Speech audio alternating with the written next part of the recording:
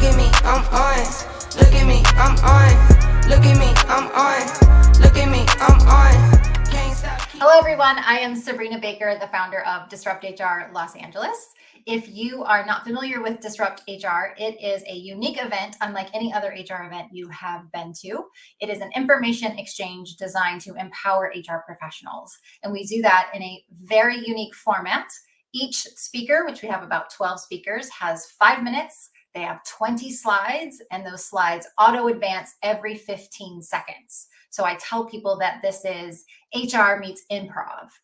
And today I am very happy to have one of our speakers with us for our upcoming event. We have an event on May 7th at Boomtown Brewery in downtown Los Angeles. We were at Boomtown last fall, and just a really cool venue, and the vibe is perfect for Disrupt. And I'm super excited to roll out our speakers for our May event and have Capella here with me today to tease a little bit. I don't want her to give away too much, but tease just a little bit of her topic for our May event.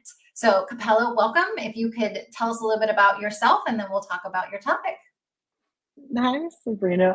Thank you so much for having me. I'm super excited about this event. It's going to be exciting. So yeah, my name is Capella Fahoome. I am a culture enthusiast. I started off in industrial organization psychology many, many years ago, and then I fell into filmmaking. And so I learned a lot about teams, temporary teams, permanent teams, and just organizational culture all around, and especially cultures that rely on other people when you can't in any way have all the technical knowledge of every single department. So yeah, I am a consultant now. I coach and I speak, and I enjoy it, everything about it. Awesome.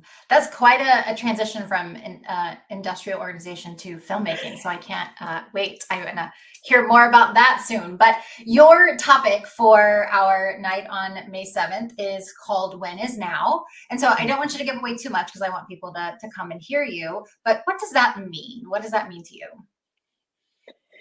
So Sabrina, my first inclination to ask you is, what does it mean to you? But what it means to me and sort of how it started was many, many years ago. A very good friend of mine who is also an organizational psychologist, his name is Dr. Carl.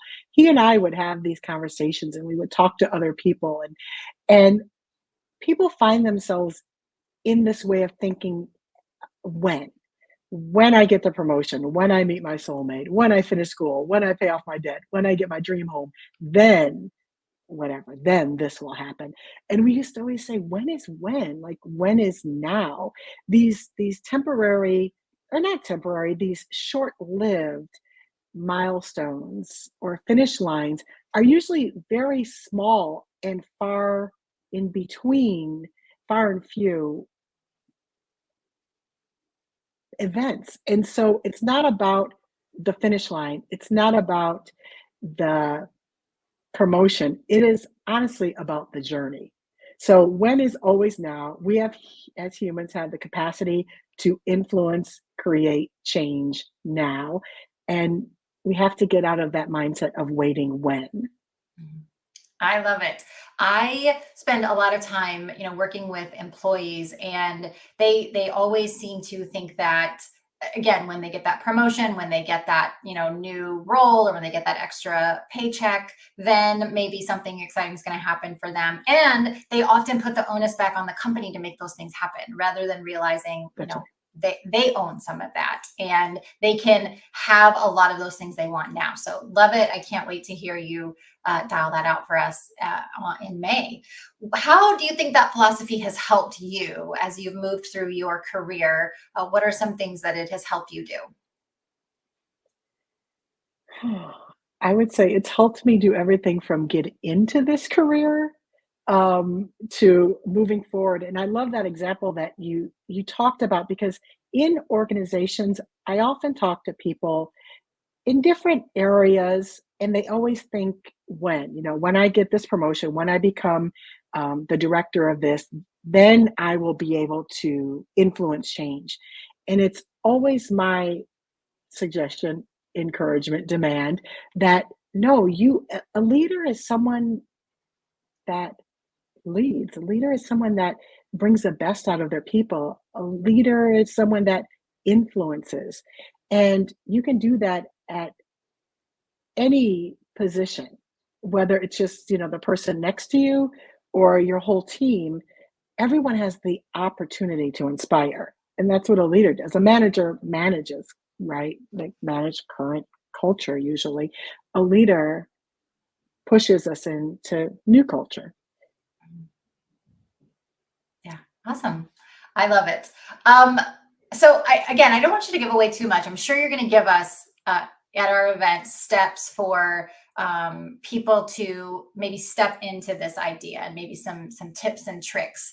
If you had to tell us one today, like what advice would you give to somebody who is trying to shift their thinking from when this happens to starting to kind of think about the when being now, and not have that wait period? What is one piece of advice that you would give them to get started? I'm going to recommend that you stay high on your relational competencies, cultivating high connectedness, emotional regulation, cognitive agility, optimism, curiosity, humility, kindness.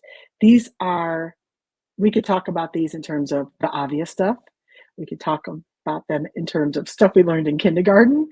But I want to talk to them about back in the day, we would call them soft skills, but they are not considered soft skills right now. They are rebranded to be mega skills. They are rebranded to be meta skills, power skills.